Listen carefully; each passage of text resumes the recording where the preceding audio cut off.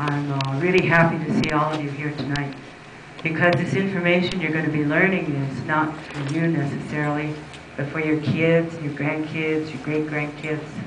I have 11 great-grandkids, so it's really important to me that we stop this nuclear radiation. This map up here, we received a number of years ago from the U.S. Forest Service. And what it shows, all these little yellow dots are the number of abandoned open-pit uranium mines in our region. There are 3,242. That dust has been flowing on us since the mid-60s when they started mining. They have been exploring since then. They were exploring before that. You already saw this picture, but this picture isn't that far away from you. This is the Darrow Pits uranium mine, abandoned open pit uranium mine. You can just keep going again.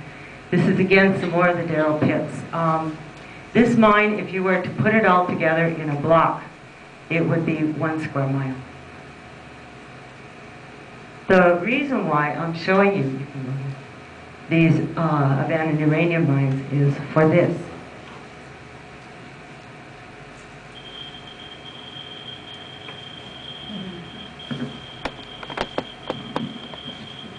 Can you hear it? Can you hear it?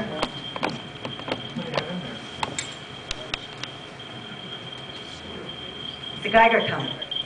It's a Geiger counter. And as we sit here in this room, we are receiving about 8 to 10 microrems of radiation per hour. Microrems. As we sit here. Think of all the dust, the uranium dust that has been coming from all of these abandoned uranium mines. There's 169 of them just on the other side of those little hills from us. Again. The other thing that happens with these abandoned uranium mines is that when it rains or snows, and we're expecting some snow here, as it melts, or the rain, it will gather in the bottom of those uranium mines, abandoned uranium mines, and then that soaks down into the aquifers. You can change it. Here's another view of another abandoned uranium mine. I wish I could go down in there and get a water sample and find out how much radiation is in there. You can do it. This is from a far perspective. If you're driving up that Dewey Road, and there's a place where the railroad track and the road comes, and then it points up like that and takes a real sharp right-hand or left-hand turn, and you look off, then that's what you'll see. You will see over in the distance this Darrow Pits open, abandoned uranium mine. And maybe some of that dust is what is in here.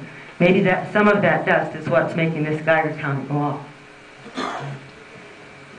But the bad part is that rain, when it comes out of there, that it goes into the rivers and the streams and the ponds. And that little black dot over here, that's a cow. Here's some more cattle. They're drinking that water that's contaminated with all that uranium waste. Another picture of that cow. Okay. This is called the final report. It was a final report. This came out in June 30th, 1982, and it was written by Professor Perry Ron and Ronald L. Hall from South Dakota School of Mines and Technology. Professor Ron, 100 years ago, was one of my teachers. And when we first heard about POWERTECH Uranium Mining Company wanting to come in here in 2005 or 2006, he was one of the first ones I went to start gathering information, because I'm a scientist. I want to know what's going on. What does this mean? And this was one of his reports. But the reason why I'm bringing this report to you is to show you about the exploratory wells. There are more than 4,000 unplugged, unmarked, abandoned uranium exploratory wells in that southwestern corner where they plan on doing the Dewey Burdock in situ leach mine. Look at that. That goes from 600 to 800 feet deep. And if you really look at it, can you see these 2 feet? These are legs. These are the legs and the feet of a man. What if that man fell down into that exploratory well? 600 to 800 feet deep. That is one of them. It's not marked. It's not capped.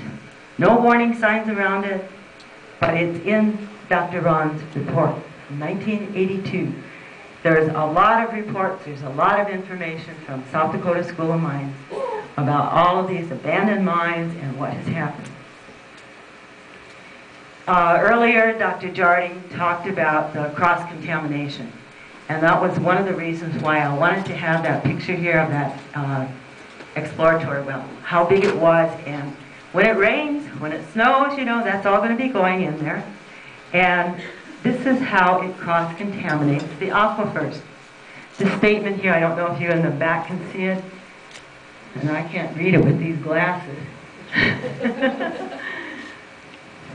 Anyway, it says the results indicate that the 2 aquifers are hydrologically connected via 1, general leakage through the Fuchon shale, because there's shale above it, and 2, direct pathways probably in the form of numerous old pre-TVA unplugged exploration boreholes, just like that one I showed you with that guy's feet sticking in it. That's a uranium exploration borehole. And there's more than 4,000 of them in that whole Dewey Bird Up project area.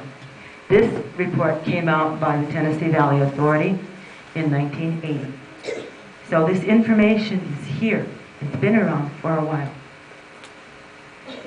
The other thing that bothered me, and still bothers me, is their use of 551 gallons per minute from the Madison Aquifer. This is from a study done by the U.S. Geological Survey and the City of Rapid City.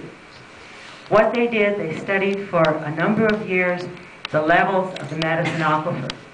Now, the Madison Aquifer is very huge. It's in Montana, it's in Wyoming, it's in South Dakota. It goes all the way, it's the recharge for eastern South Dakota. But what they found was that from the year 2000 until 2008, the level of water in the Madison Aquifer has dropped 30 feet. 30 feet. Look at this. 30 feet. They measure it by the altitude, and it went from 3,420 to almost 3,390, but it dropped 30 feet in 8 years.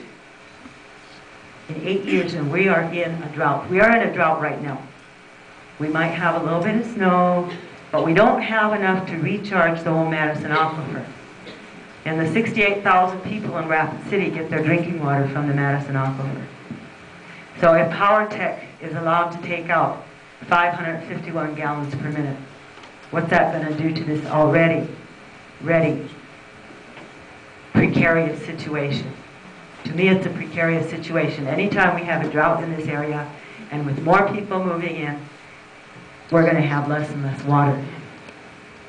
And the thing about the cross-contamination of the aquifers is that the more water you pull out from that deeper level, the more concentrated the uranium is going to be.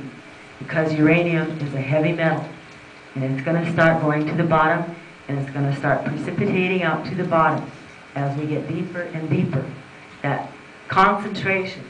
Health-wise, what bothers me is once alpha radiation gets inside of you, it can't come out. And it accumulates. Accumulates. I wanted to write a letter to the editor for the Rapid City paper about the amount of uranium in the Rapid City water. I think they said it was 0.015 parts per billion. Sounds like a little tiny, tiny amount. But the EPA says that you should only have 15 parts per billion. So how many glasses of water do I have to drink before I get to that 15 parts per billion when I know that alpha radiation accumulates in your body? It accumulates. It can never go out. Once it gets in there, that's the one that starts cell damage, DNA damage, genetic damage.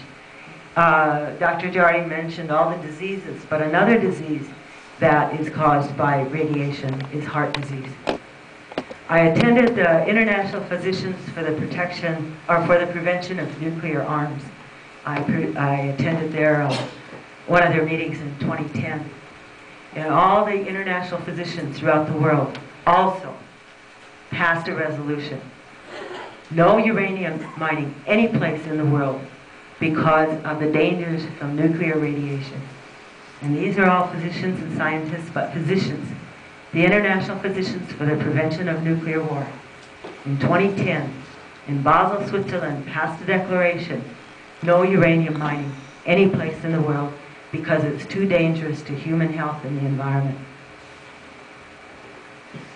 Now, this picture, I had to get permission to shoot this picture. And this is an old picture. And this picture we took when we first found the area that POWERTECH was going to be going in to mine. Because we wanted to see were there any traditional cultural properties. That's the title they use in all the federal forms and federal regulations. We wanted to see, was there something in there? And so we found a walk-in area. So we wouldn't be trespassing any place. We found a walk-in area.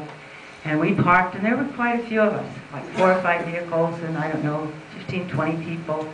And we all got out, and we start walking around. And I can't remember who found this, but I think I might have. I don't remember. But what I'm showing you right here is an ancient grave. The area that POWERTECH plans on mining is one of our old burial sites. This is an ancient grave right here. I had to get permission from my elders to take this picture. We have also a top view of it. But the reason why I wanted to show you this is back here, there's a man standing back here. And behind those trees, there's another grave site. And over off here to this side, there's 3 more. And if you looked at that area, that might be an acre. And you've got 5 graves in that 1 acre. POWERTECH, their experts said that there are innumerable cultural sites in this area where they plan on mining. The Nuclear Regulatory Commission went ahead with their SEIS saying that the Tribal Historic Preservation Officers would never finish their consultation process. When I got the draft SEIS Supplemental Environmental Impact Statement to look at it and to read and to make comments for defenders of the Black Hills, what I noticed was a lot of correspondence, so I called them. There were 2 face-to-face meetings with the Nuclear Regulatory Commission that the Tribal Historic Preservation Officers said there should be no mining in this area. There should be no mining in this area. And the reason why they don't advertise that this is a burial site or a cemetery is because of the exploitation of our graves for the past 500 years. Artifacts are taken out of our grave sites. Actual bones, the skulls, are taken out of our grave sites. Put in museums. South Dakota Archaeological Resource Center has many in boxes. Bones, people, our relatives. And so the THPO said no. No mining at all in that area. And they met with them twice. But Nuclear Regulatory Commission said we want a scope of work. Well, how can there be a scope of work if they're saying no? You cannot mine here because this is a burial site. Next picture. If there was uranium found in Black Hills National Cemetery, would they go ahead and let them dig it up? Would they go ahead and let them do whatever they want? Back. Can you go to that back one? And the reason why I want to show you these is just because our grave sites are not as close together as those ones at Black Hills National Cemetery. doesn't mean that that was not a cemetery. It is. And it was a cemetery not just for Sioux people. There are many of our nations who were nomads. Sioux people were nomads. Cheyennes, Arapahoes, Shoshone. Others are there. Crows, Mandan, Hidatsa. All of these nations. This area was a huge cemetery. Our funeral processes were different. You can go back. Yep. Than this. They were a lot different than this. But that doesn't make that cemetery and this cemetery any different. They're still burial places for people, human beings. Next one.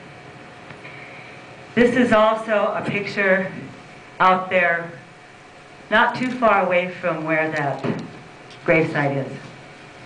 We were out there. I was out there with Lilius when we went out there with the Board of Minerals and Environment and POWERTECH on a public trip so we could see these areas. I went back later and I took this picture because out here it's loaded with traditional cultural properties. There's teepee rings, there's sweat circles, there are other sacred places, and there's probably other grave sites out there. We got out the vehicle, and I never said a word, but the minute we got out and I started walking, I saw a teepee circle immediately. But I wasn't going to say anything because I don't want that to be changed. I don't want it to be moved. And our trust level with mining companies, with the federal government, is so small that we keep our silence. And so those THPOs said, no, no going in there. That's all they said. There's too many sites in there, and you shouldn't disturb it. Now the reason, if you can go out driving up Dewey Road and you're going to see this, just what I saw, I think, to me, this is beautiful. I love it. I think it's beautiful. Well, I love the earth, so I think the whole earth is beautiful. But I think it's beautiful because it's such an arid area. It's so dry. How could those plants exist? How could whatever little animals live out there exist? And yet they do. It's beautiful. Next one. But this is what it's going to look like. If POWERTECH is allowed to come in, this is what it's going to look like. This is Crow Butte. Crow Butte Uranium Mine, ISL mine by Crawford, Nebraska. You want to go back again? See what it is now? That's what it is now. You could have cows out there. That would be excellent. You could have horses. But I would be a little bit scary because of all the abandoned mines out there and all the exploratory wells. And I don't know if I still have this on.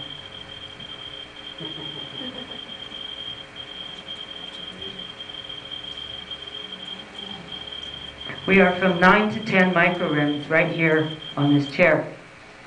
Fukushima, Japan, the people are upset because their background level, the government has said, will be at 3.2. We're sitting here in this room and it's 9 to 10 microrims per hour. X-rays are a little bit different than gamma rays, but you know when you go into a doctor and you know they stand you up there and you get your X-ray and that technician gets her lead apron on and she jumps behind that door and then she flicks it and it lasts a second and then she comes back out and you're all done. Okay? We work with a professor from the University of Michigan and she told me that an average, to kind of coordinate or compare them, X-ray with the microrims per hour would be 15. If I took this outside, I bet you I'd get 15. We walk around in this high level of radiation all the time. We don't need any more. We don't need any more uranium mining. We don't need any more disturbance of beautiful territory like that to become like this. We don't need that here. We don't need it at all. We have so much wind here, we could provide electricity probably for the whole United States. We have so much solar, same thing. But we do not need uranium. So my final piece to you is this. There's no such thing as a safe dose of radiation. No such thing as a safe dose of radiation.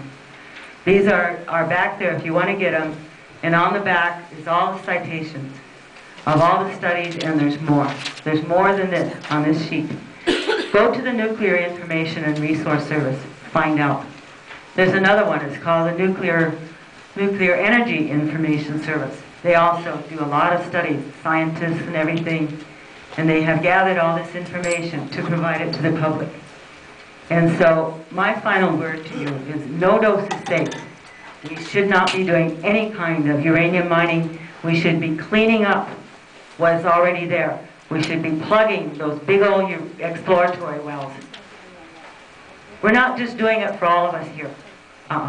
We're doing it for generations after generations after generations. So I want to thank you for listening, and I hope that I was able to reach you some way in your heart so that you'll know this is too dangerous. We cannot let this happen. Thank you.